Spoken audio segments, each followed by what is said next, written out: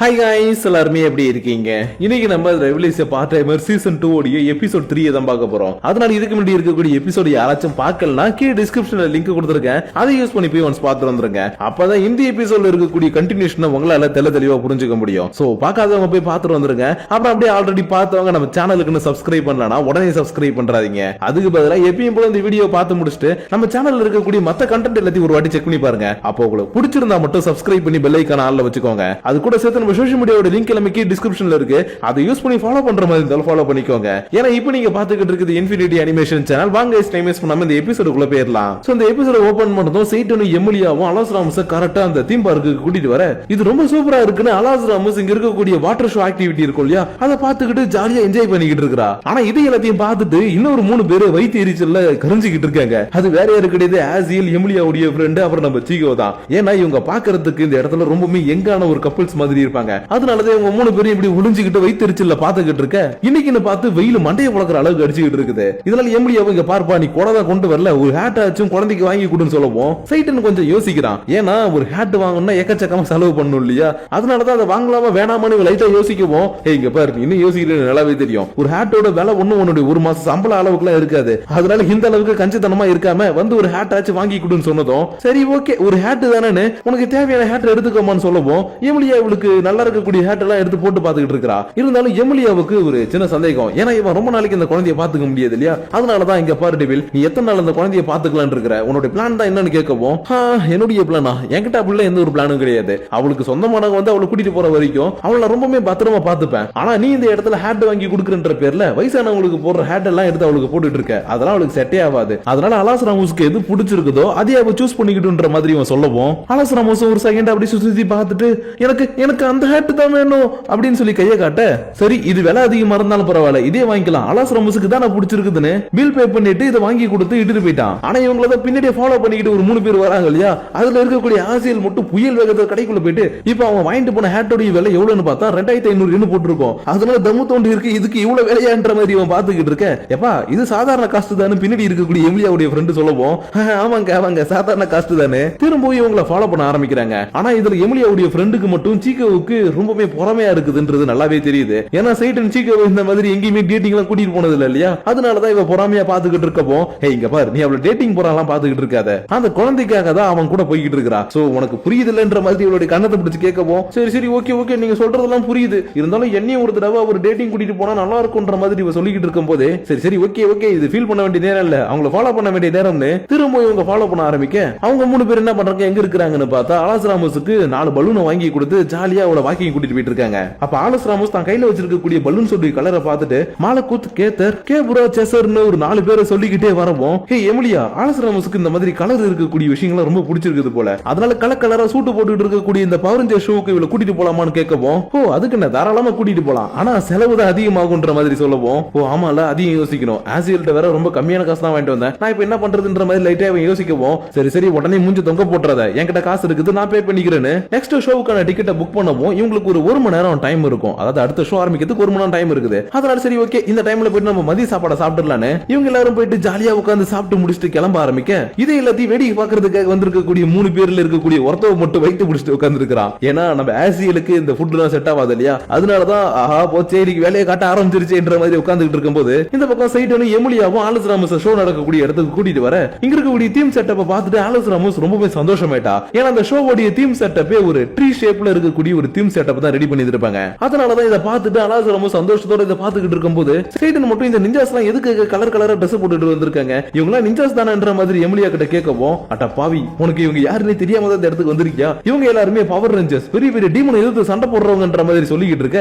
அதுக்கேற்ற மாதிரி தான் அந்த ஷோவுலயும் டீமன்ஸ் மாதிரி இருக்கவங்கள பவர் ரேஞ்சர்ஸ் பிடிச்சு போட்டு அடி அடிச்சுட்டு இருக்கும்போது இது எல்லாத்தையும் சைடன் பார்த்துட்டு சூப்பர் பா அவங்க செமையா சண்டை போடுறாங்கல்ல உனக்கு இந்த விஷயம் எல்லாம் பிடிச்சிருக்குதுன்னு அலாஸ் ராமஸ் கிட்ட கேட்கும்போது ஆனா இவ எந்த ஒரு பதிலுமே சொல்லாம அப்படி விரிச்சு போய் இதை பார்த்துக்கிட்டே இருக்கிறா. அதனால என்னமாச்சு ஏன் இப்படி பார்த்துக்கிட்டு இருக்குன்ற மாதிரி கேட்க மரத்துல இருந்து எல்லாருமே விழுந்துகிட்டு இருக்காங்க, என்ன எங்க அம்மா தூக்கிட்டு ஓடிக்கிட்டு இருக்காங்க, எங்களை பாதுகாக்க வேண்டிய மாலக்கூத்து எங்கேயோ காணா போயிட்டான், என் வில்லன்ஸ் எல்லாம் வந்துட்டாங்க அவங்க அட்டாக் பண்ண போறாங்க. நீ கொஞ்சம் பயந்து போய் பேசவும் டக்குனு இவளுடைய தலையில அந்த நிலா சிம்பிள் வந்துருச்சு. அதனால இதை பார்த்த உடனே அப்புறம் ஏதோ ஒரு பிரச்சனை நடக்க போகுது, உடனே நம்ம இங்க இருந்து போய் ஆகணும்னு எமர்ஜென்சின்னு சொல்லிட்டு இவங்க 2 பேருமே வெளியில ஓடி வர அலாஸ் ராமோஸ் கான்சியஸ் இல்லாத ஒரு நிலைமைக்கு போயிட்டா. ஆனா இவளுக்கு எந்த ஒரு ஜுரமும் இல்ல, உடம்பு ஹீட்டிங் இல்ல, எதுவுமே இல்ல. ஆனா எதுக்கு இந்த மாதிரி ஆச்சுன்னு சைட்டனுக்கும் தெரியாது எமிலியாவுக்கும் தெரியாது. அதனால எதுக்கும் போயிட்டு கொஞ்சம் ஜில்லுன்னு தண்ணி வாங்கிட்டு வான்னு சொல்லவும் சரி நான் உடனே போய் வாங்கிட்டு வரேன்னு சொல்லிட்டு செம பக்கமா ஓடி போக உங்களுக்கு ஏதாவது பிரச்சனையான பின்னாடி ஒரு லேடியோட வாய்ஸ் கேக்குது. யாரான்னு பார்த்தா அந்த சில்வர் கலர் ஹேர் வச்சுக்கிட்டு ஒரு பொண்ணு இருந்தாலே அந்த பொண்ணு தான். அதனாலதான் எமிலியா கிட்ட இந்த மாதிரி கேட்கவும் இல்ல எனக்கு என்ன பிரச்சனை தெரியலன்ற மாதிரி இவ சொல்லும்போது சரி ஓகே நான் பாத்துக்கிறேன்னு இவ கையில இருக்கக்கூடிய மோதிரத்தை வச்சு ஒரு மேஜிக்க பண்ண உடனே மயங்கி போன அலாஸ் ராமோஸ் திரும்ப நார்மலா மாறிட்டா. ஆனா இவ்வளவு நார்மலா மாத்துற அளவுக்கு பவர் இருக்கக்கூடிய இவ யாருன்னு எமிலியாவுக்கு தெரியாது இல்லையா. அதனால நீ யார் எதுக்கு இங்க வந்திருக்கிற உனக்கு இந்த குழந்தைக்கு என்ன சம்பந்தம்ன்ற மாதிரி கேட்க இங்க பாரு இப்ப என்னால உங்ககிட்ட எதுவுமே தெளிவா சொல்ல முடியாது. ஆனா ஒரு விஷயத்தை மட்டும் நான் சொல்றேன் உங்களை நோக்கி ஒரு பெரிய ஆபத்து ஒண்ணு வந்துகிட்டு இருக்குது. அதுவும் ஹெவன்ல இருக்கக்கூடிய கேப்ரியல் மூலமா. சோ நான் சொல்றது நல்லா ஞாபகம் வச்சுக்கோ. கேப்ரியல் வர போறான் அவன் கூட சேர்ந்து ஹெவன்லி காட்ஸ் வர போறாங்க எல்லாத்துக்கும் தயாரா இருங்கன்ற மாதிரி சொல்லிக்கிட்டு இருக்கும்போது சைட்டனோ நான் வந்துட்டேன்னு கத்திக்கிட்டே இந்த இடத்துக்கு ஓடி வர எமிலி லைட் திரும்பி பார்த்துட்டு இந்த பக்கம் திரும்பி பார்த்தா அந்த பொண்ணை காணோம். அதனால இங்க என்ன நடக்குதுன்ற மாதிரி பாத்துக்கிட்டு இருக்கும்போது சைட்டன் மட்டும் உனக்கு தண்ணி வேணுமா இல்ல ஜூஸ் வேணுமான்ற மாதிரி கேட்டுக்கிட்டு இருக்க. ஏன்டா இங்க என்ன நடக்குதுன்னே தெரியாம தண்ணி வேணுமா ஜூஸ் வேணுமா நான் கேட்டுக்கிட்டு இருக்கேன்னு எமிலி அவனை அடியதையும் அடிச்சுக்கிட்டு இருக்க. இந்த விஷயத்தை எல்லாத்தையும் அந்த ஒயிட் ஹேர் பொண்ணும் பார்த்துட்டு சரி ஓகே எல்லாமே பிளான் படி தான் போயிட்டு இருக்குன்ற மாதிரி பாத்துட்டு போறா. இன்னொரு பக்கம் லூசிஃபரும் சூசனும் உட்காந்துக்கிட்டு இன்னைக்கு அந்த போர்ட்டல் உருவாகிற மாதிரி ஏதோ ஒரு சென்ஸ் வந்துச்சு இல்லையா அதை பத்தி பேசிக்கிட்டு இருக்காங்க. ஏன்னா அந்த போர்ட்டல் உருவாகிற சென்ஸ் எல்லாமே உங்களுடைய வீட்டுக்கு பக்கத்துல தான் வந்திருக்குது. அதனாலதான் உன பக்கத்துக்கு யாராச்சும் வந்தாங்களா இல்ல ஏதாச்சும் நடக்குதான்ற மாதிரி இவகிட்ட கேட்டுட்டு இருக்கும்போது டக்குனு இந்த இடத்துல காலிங் யாரோ விடாம அழுத்திக்கிட்டே இருக்காங்க. அதனால யாரும் அது ஒருவேளை நம்மள அட்டாக் பண்றதுக்காக யாராச்சும் வந்துட்டாங்களான்னு இவங்க அட்டாக் பண்ற மாதிரியே போயிட்டு கதை திறந்து பார்த்தா இவன் ஆர்டர் பண்ண பீஸா தான் வந்திருக்கும். அதனால இதுக்காக நம்ம பயந்தோன்ற மாதிரி இவங்க பாத்துக்கிட்டு இருக்கும்போது இன்னொரு பக்கம் சைட்டனையும் எமிலியாவையும் ஃபாலோ பண்றதுக்காக 3 பேர் பின்னே வந்தாங்க இல்லையா அவங்களுக்கு இப்ப அவங்க எங்க போனாங்கன்னே தெரியாம தேடிக்கிட்டு இருக்காங்க. ஏன்னா ஆசிலுக்கு நடுவுல வைத்த கலக்கினதுனால இவங்களால அவங்கள ஃபாலோ பண்ணி போக முடியல. அதனாலதான் இப்ப எங்கடா போயிருப்பாங்கன்ற மாதிரி இவங்க யோசிச்சுட்டு இருக்கும்போது எமிலியாவுடைய ஃப்ரெண்டு கரெக்டா அவங்க எங்க இருப்பாங்கன்றதை கெஸ் பண்ணிட்டா. ஏன்னா இங்க வந்து எல்லா ஆக்டிவிட்டியும் பண்ணி முடிச்சிட்டாங்கன்னா கடைசியா இருக்கிறது ரைட் ஆக்டிவிட்டி தானே. அதனால அந்த குழந்தைய பத்திரமா கூட்டிட்டு போற மாதிரியான ஒரு ரைடுக்கு தான் அவங்க போயிருப்பாங்கன்ற மாதிரி இவ சொல்லிக்கிட்டு இருக்க. கரெக்டா இதுக்கு ஏத்த மாதிரி தான் எமிலியா தாங்கிட்ட இருக்கக்கூடிய கூப்பனை வச்சுக்கிட்டு எங்களை இந்த ரயில் அலோ பண்ணுங்கன்ற மாதிரி கத்திக்கிட்டு இருக்கா. ஏன்னா இவங்களுக்கு கூப்பன் கொடுத்தாங்களே அந்த கூப்பனோட இன்க்ளூடடா வந்திருக்கிறது அந்த ரைடு. சோ அதனால இந்த ரைடுக்கு நாங்க போய் ஆகணும்ன்ற மாதிரி கத்தவும் சரி ஓகே மேடம் தாராளமா உங்களை நாங்க இதுல அலோ பண்றோம் இருந்தாலும் நீங்க போறதுக்கு வேண்டிய போட்டோ மட்டும் எடுத்துட்டு போங்கன்னு இவங்க ஃபேமிலியை நிக்க வச்சு ஒரு போட்டோ எடுக்க எமிலியாவுக்கு இந்த போட்டோ எடுக்கிற செக்ஷன் சுத்தமாவே பிடிக்கல. இருந்தாலும் ஏதோ போட்டோ எடுக்கிறாங்களேன்றதுக்காக போஸ்ட் கொடுத்துட்டு டைரக்டா வந்து இந்த ரயில்ல ஏறினதுக்கு அப்புறம் கரெக்டா இவங்களை ஃபாலோ பண்ணி நாமளும் போலான்னு மீதி இருக்கக்கூடிய 3 பேருமே இந்த இடத்துக்கு வந்துட்டாங்க. ஆனா இந்த நேரம்னு பார்த்து சீகாவுடைய கடைக்கு அடிக்கடி வரக்கூடிய ஒரு பாட்டியும் பேரனும் வந்து இவகிட்ட ஒரு ஹெல்ப் கேட்க ஓ நீங்களா சரி ஓகே நான் ஹெல்ப் பண்றேன்னு ஆசிலியும் எமிலியாவுடைய ஃப்ரெண்டையும் தனியா விட்டுட்டு போயிருப்பா. ஆனா இவங்க 2 பேரும் தனியா நிக்கிறத பார்த்ததுமே இந்த ரைடு ஆபரேட் பண்ணிட்டு இருக்கவங்க நீங்க ஒரு ஃபேமிலி வந்திருக்கீங்களாட்டுக்கு சரி வாங்க யங் கப்பல்ஸ் ஒரு போட்டோ எடுத்துக்கங்கன்னு சீகா வரதுக்குள்ள இவங்க 2 பேரும் ஒரு போட்டோ எடுத்துட்டு ஒரு ரயில்ல ஏத்தி அனுப்பி வைக்க இதுல நியாயமே கிடையாதுன்ற மாதிரி சீகா வந்து கத்திக்கிட்டு இருக்கா. இதுக்கு ஏத்த மாதிரி தான் சீகா கூட இல்லாதனால எமிலியாவுடைய ஃப்ரெண்டுக்கும் நெஞ்செல்லாம் பக்கு பக்கு நடிக்க ஆரம்பிக்குது. ஆனா ஆசியில் நார்மலா பாக்குறத விட தனியா பார்க்கும்போது ரொம்பவே அழகா இருக்கிறான். அது மட்டும் இல்லாம இப்ப இவங்க 2 பேரும் இந்த இடத்துல தனியா இருக்காங்க இல்லையா அதனாலதான் என்னன்னா நம்ம இது இப்படி பக்கு பக்கு நடிக்குது சரி ஓகே எதுவா இருந்தா வெளியில காட்டாம உட்கார்ந்துருப்போன்னு கொஞ்சம் ஃபிளஷிங்கோட உட்கார்ந்துருக்க எங்க உங்க கண் ஏதோ செவுக்குற மாதிரி இருக்கு என்னாச்சுன்ற மாதிரி ஆசில் கேட்டுட்டான். ஐயோ அப்படியே தெரியுது வெயில் அடிக்குதுங்க அதனாலதான் என் கண்ணு செவுக்குதுன்னு நினைக்கிறேன் மத்தபடி எதுவும் இல்லன்ற மாதிரி சமாளிச்சுக்கிட்டு இருக்கா.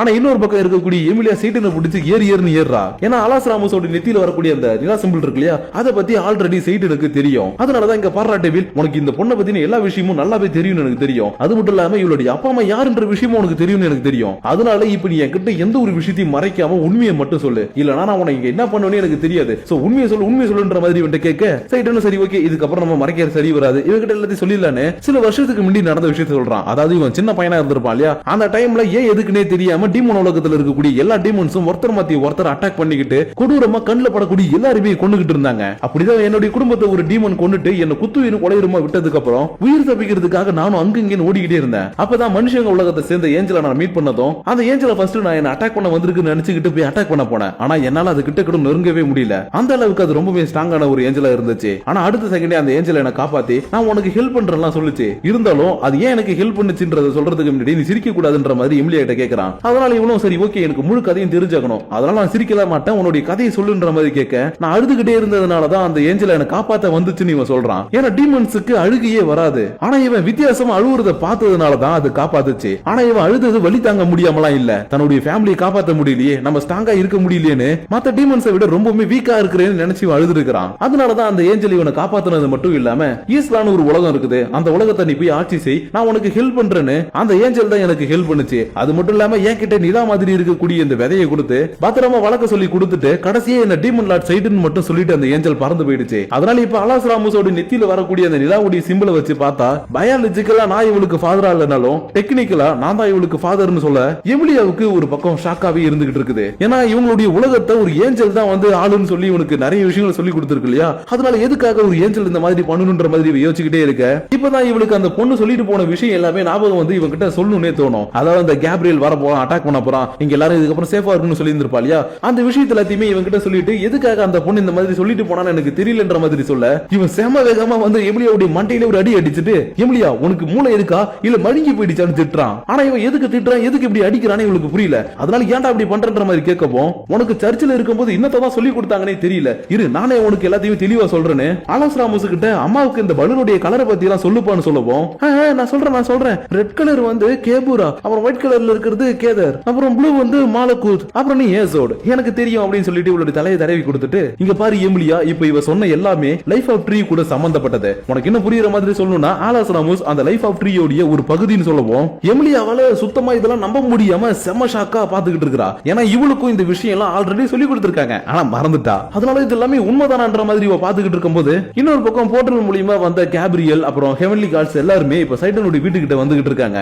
ஆனா இவங்க வந்துட்டாங்கன்ற எந்த ஒரு விஷயமும் இந்த பக்கம் இருக்கக்கூடிய மாவுக்கும் தெரியாது, எமிலியாவுக்கும் தெரியாது இல்லையா. அதனால இவங்க ரைடு எல்லாத்தையும் முடிச்சுட்டு கீழே வரும்போது ஆலோஸ் ராமோஸ் இவங்க எல்லாருமே சேர்ந்து எடுத்துக்கிட்ட போட்டோவை நம்ம வாங்கிக்கலாம், வாங்கிக்கிங்கன்னு சொல்றான். ஆனா அந்த ஒரு போட்டோடைய விலை மட்டுமே 1000 ரூபாய் வச்சிருக்கானுங்க. அதனால என்ன மன்னிச்சிருமா, இதை இப்போதைக்கு அப்பாவால வாங்க முடியாதுன்ற மாதிரி சொல்லிக்கிட்டு இருக்கும் போதே எமிலியா போயிட்டு நான் வாங்கிக்கிறேன்ற மாதிரி காசை கொடுத்து வாங்கிக்கிட்டு இருக்கா. ஆனா இதை ஒண்ணு இவ வீட்டுல வச்சுக்கிறதுக்காக வாங்கல, ஆலோஸ் ராமோஸ் கேட்டாலேன்றதுக்காக வாங்கி கொடுக்கவும், அம்மா நீங்க சூப்பர்மான்ற மாதிரி இவ கத்திக்கிட்டு இருக்க எமிலியாவுக்கு எம்பாரசிங்கா இருக்குது. ஏன்னா இவ வார்த்தைக்கு அம்மா அம்மான்னு சொல்லி இவளுடைய வயசு கூட்டிக்கிட்டே இருக்கா இல்லையா, அதனாலதான் என்னடா இப்படி கூப்பிடுறாள்ன்ற மாதிரி பாத்துக்கிட்டு இருக்கும் போதே லூசிஃபரும் சூசனேவும் சைட்டனுக்கும் எமிலியாவுக்கும் ஒரே நேரத்துல கால் பண்றாங்க. ஏன்னா அந்த பக்கம் தான் வர வேண்டியவங்க வந்துட்டாங்க இல்லையா, அதனாலதான் இந்த பக்கம் இவங்களுக்கு ஒரே நேரத்துல கால் வர, கொஞ்ச நேரத்துல ஆசிலும் எமிலியாவுடைய ஃப்ரெண்டும் ரைட முடிச்சு கீழே வந்துட்டாங்க. ஆனா இந்த இடத்துல அவங்க இல்லன்றத பார்த்ததும் எமிலியாவுக்கு போன் பண்ணி பார்த்தா, எனக்கு ஒரு முக்கியமான வேலை இருக்குது, அதனால நான் சைட்டனுடைய வீட்டுக்கு போயிட்டு இருக்கிறேன், நான் அப்புறமா உனக்கு கால் பண்றேன்னு காலை கட் பண்ணிட்டா. ஆனா இவ அதெல்லாத்தையும் பெருசா சீரியஸா எடுத்துக்காம அவங்க சீக்கிரமா வீட்டுக்கு போயிட்டாங்களாட்டுக்கு. சரி ஓகே நம்ம இங்க இருந்து கிளம்பலான்ற மாதிரி பேசிக்கிட்டு இருக்கும் போதே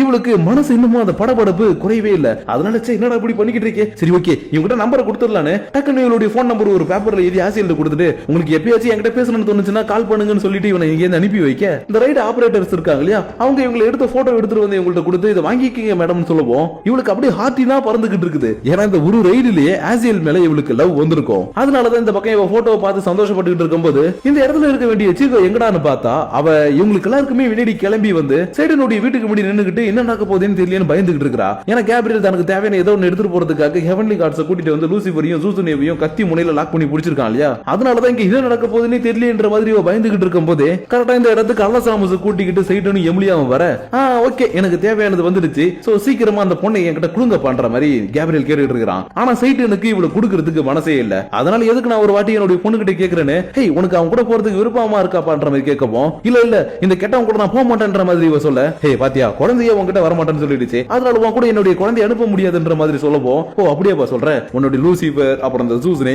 இவங்க ரெண்டு பேரையும் நான் கத்தி முனையில புடிச்சிருக்கிறேன். அது மட்டும் இல்லாம உங்க வீட்டுக்கு வந்த பீட்சாவையும் நான் வாங்கி சாப்பிட்டுட்டேன், அதனால இவங்களை நான் ரிலீஸ் பண்ணணும், அப்புறம் அந்த பீட்சா கூட காசு கொடுக்கணும்னா ஒழுங்கா அந்த குழந்தைய என்கிட்ட கொடுத்துருங்கன்ற மாதிரி இவன் மிரட்ட ஆரம்பிக்க, ஹே இங்க பாரு நீ மிரட்டுறதுக்காகவோ இல்ல பீட்சா வாங்கி சாப்பிட்ட அதுக்காக காசு தரேன்னு சொல்றதுக்காகவோலாம் என்னுடைய குழந்தைய கொடுக்க முடியாது. அதனால ஒழுங்கா எல்லாருமே விட்டுட்டு இங்க நீ கிளம்புற வழியே பாரு, இல்லனா இங்க நடக்கிறதே வேறன்ற மாதிரி சைட்டன் இவனை மிரட்ட ஆரம்பிக்க, டேய் புள்ள பூச்சி நீங்களா என் முன்னாடி தூசிடான்னு இவனுடைய பவர் யூஸ் பண்ணி சைட்டன் அட்டாக் பண்ணவும் செம டேமேஜ் ஆயிருக்கும். ஏன்னா சைட்டன் தன்னுடைய ஃபுல் பவர் யூஸ் பண்ணி கேப்ரியல் அட்டாக் பண்ணா கூட கேப்ரியலுக்கு எதுவுமே ஆகாது. அதனாலதான் இங்க பாடுறா இன்னொரு அட்டாக் பண்றதுக்குள்ள குழந்தைய என் கூட அனுப்புவேன்னு சொல்லு, இல்லனா நான் உன கொன்னுடுவேன்டான்ற மாதிரி பவர் யூஸ் பண்ண போகவும் இவ்வளவு நேரமா பயந்துகிட்டு நின்னுட்டு இருந்த சீகோ டக்குனு குறுக்க வந்து நின்னுகிட்டு தயவு செஞ்சு அப்படி பண்ணாதீங்கன்ற மாதிரி கெஞ்சிக்கிட்டு இருக்கா. அது மட்டும் இல்லாம இவ ஒரு ஹியூமன்றதுனால, ஹே ஹியூமன் நீ இதுக்கு குறுக்க வர, இந்த மாதிரி டீமனுக்காகலாம் நீ இறக்கப்படக்கூடாது, ஒழுங்கா போறமா போப்பா. அது மட்டும் இல்லாம இவனை பத்தி உனக்கு முழுசா எதுவுமே தெரியாதுன்ற மாதிரி சொல்லவும், இங்க பாருங்க எனக்கு டீமன் லார்ட பத்தி தெரியும், ஈஸ்லாவை பத்தி தெரியும், ஹேவனை பத்தி தெரியும், ஏஞ்சல்ஸ் பத்தி தெரியும், எல்லாத்தையும் பத்தி எனக்கு தெரியும். அதனாலதான் உங்ககிட்ட நான் இப்ப கெஞ்சி கேட்கிறேன், ப்ளீஸ் நீங்க சைடுன்னு எதுவுமே பண்ணாதீங்க. அது மட்டும் இல்லாம அவர்கிட்ட இந்த குழந்தையை பிரிச்சிடாதீங்கன்ற மாதிரி அழுதுகிட்டே கேட்க, ஏமா ஏமா இங்க பாருமா அழுவாதமா, நான் ஒண்ணு இந்த இடத்துல வில்லன் எல்லாம் கிடையாது, நானும் நல்லவன் தான், ஆனா இப்ப எனக்கு ஒரு பர்பஸ்ன்றதுனால தான் இந்த குழந்தைய கூட்டிட்டு போறதுக்காக வந்தேன், ஆனா இப்படி நீ அழுது அழுது என்ன வில்லனா மாதிரி கேட்டுக்க, எனக்கு இது சுத்தமா பிடிக்கல. சரி ஓகே நான் வேணும்னா உனக்காக இன்னைக்கு இவனை உயிரோட விடுறேன், ஆனா நான் நாளைக்கு காலையில திரும்ப வருவேன், அன்னைக்கு இந்த குழந்தையும் எமிலியா உன்கிட்ட இருக்கக்கூடிய ஸ்வாடையும் எனக்கு நீ கொடுக்கணும். ஏன்னா அந்த குழந்தைகிட்ட இருக்கக்கூடிய பவரும் உன்னோட ஸ்வாடுக்குள்ள இருக்கக்கூடிய பவரும் ஒண்ணுதான். அதனால நாளைக்கு காலையில நான் வரும்போது எல்லாத்துக்கும் நீங்க தயாரா இருக்கீங்கன்ற மாதிரி சொல்லிட்டு இவன் கிளம்பி போக கொஞ்ச நேரம் கழிச்சு ஆசிலும் வீட்டுக்கு வந்துடுறான். ஆனா என்ன வீட்டுக்குள்ள வரும்போதே பீட்சாவுடைய பாக்ஸ் இருக்கிறத பார்த்ததும், ஏய் லூசிஃபர் நான் அந்த பக்கம் போனதும் உன்னோட வேலையை காட்டிட்டேன்ற மாதிரி கத்திக்கிட்டு இருக்க, ஆசியல் இப்ப இது கத்துறதுக்கான நேரம் இல்ல, இல்ல, நம்ம டிஸ்கஸ் பண்றதுக்கான நேரம்னு சரி அலாஸ் ராமஸ் கிட்ட இங்க பாருப்பா, இன்னைக்கு வந்தால கேப்ரியல், அவன் கூட உனக்கு போறதுக்கு இஷ்டமா, நாளைக்கு காலைல நீ அவன் கூட போறியான்ற மாதிரி கேட்கவும், இல்ல இல்ல நான் அவன் கூட போக மாட்டேன், நான் உங்க கூட தான் இருப்பேன், அவன் ரொம்பவே கெட்டவன், நான் அவன் கூட போக மாட்டேன்ற மாதிரி கொஞ்சம் கோவமா பேசவும், சரி ஓகேப்பா நான் முடிவு எடுத்துட்டேன், இதுக்கப்புறம் அலாஸ் ராமோஸ் இங்க இருந்து எங்கேயுமே போக போறது கிடையாது, நம்ம கூட தான் இருக்க போறான், அதனால நாளைக்கு காலைல எல்லாருமே அட்டாக்கு தயாராகுங்கன்ற மாதிரி சொல்லவும், எமிலியா மட்டும் இதுல ஒத்துக்கவே இல்லை. ஏன்னா ஏஞ்சல்ஸ் எதிர்த்து எமிலியாவோட கூட சண்டை போடவே முடியாது. அதனால தான் இங்க பாடுற மொட்டை இருக்கக்கூடிய பவர் வச்சு சண்டை போட்டாலும் சரி, இங்க இருக்கக்கூடிய பவர் வச்சு சண்டை போட்டாலும் சரி, அவனை நம்மளால தோக்கடிக்கவே முடியாது. எதுக்கு இந்த மாதிரி முட்டாத்தனமா யோசிக்கிறன்ற மாதிரி கேட்க, இங்க பாரு எமிலியா, அலாஸ் ராமோஸ் உனக்கு எப்படியோ இன்னமும் எனக்கு தெரியாது, என்ன பொறுத்த வரைக்கும் இவ என்னுடைய பொண்ணு தான், அதனால இவனுடைய உயிரை காப்பாத்துறதுக்காக அந்த கடவுளே குறுக்க வந்தாலும் நான் கொல்லுவன்ற மாதிரி சொல்லிட்டு எமிலியாவை நைட்டு இங்க தங்க சொல்றான். ஏன்னா இவ காலையில வரன்னு சொல்லிட்டு ஜகா வாங்கிடுவா இல்லையா, அதனாலதான் இன்னைக்கு நீ வீட்டுக்கே போக கூடாது, இங்கே தூங்குன்ற மாதிரி சொல்லவும், மாவு நீங்க இப்படி சொல்லிருக்கவே கூடாதுன்னு சீக்கிரம் கத்திக்கிட்டு இருக்க, எமிலியாவும் இதுக்கு வாய்ப்பே இல்லைன்ற மாதிரி கத்திக்கிட்டு இருக்கும் போது அப்படியே இந்த இடத்துல இந்த எபிசோட முடிச்சிட்டாங்க. சோ கைஸ், நீங்க நம்ம பார்த்த இந்த எபிசோட் உங்களுக்கு புரிஞ்சிருக்கும் நினைக்கிறேன். ஏன்னா அலாஸ் ராமோஸ் எங்க இருந்து வந்தா எப்படி வந்தான்னு நிறைய பேருக்கு போன எபிசோட பார்க்கும்போது குழப்பமா இருந்திருக்கும். ஆனா இந்த எபிசோட பார்க்கும்போது அது கொஞ்சம் குறைஞ்சிருக்கும் நினைக்கிறேன். அது மட்டும் இல்லாம கேப்ரியலுக்கு எதுக்காக அலாஸ் ராமோஸ் தேவை, அப்புறம் நம்ம எமிலியாவுடைய ஸ்வாட் தேவைன்ற விஷயமும் உங்களுக்கு புரிஞ்சிருக்கும் நினைக்கிறேன். அப்படி இல்ல புரியலனா இன்னொரு தடவை இந்த எண்டிங்ல இருக்கக்கூடிய அந்த கேப்ரியல் பேசிக்கிட்டு இருக்கக்கூடிய விஷயம்லாம் இருக்கு இல்லையா, அதை மட்டும் லைட்டா பாருங்க, உங்களுக்கு கண்டிப்பா புரிஞ்சிடும். அப்படி இல்ல அதையும் தாண்டி எனக்கு புரியலடான்றீங்கன்னா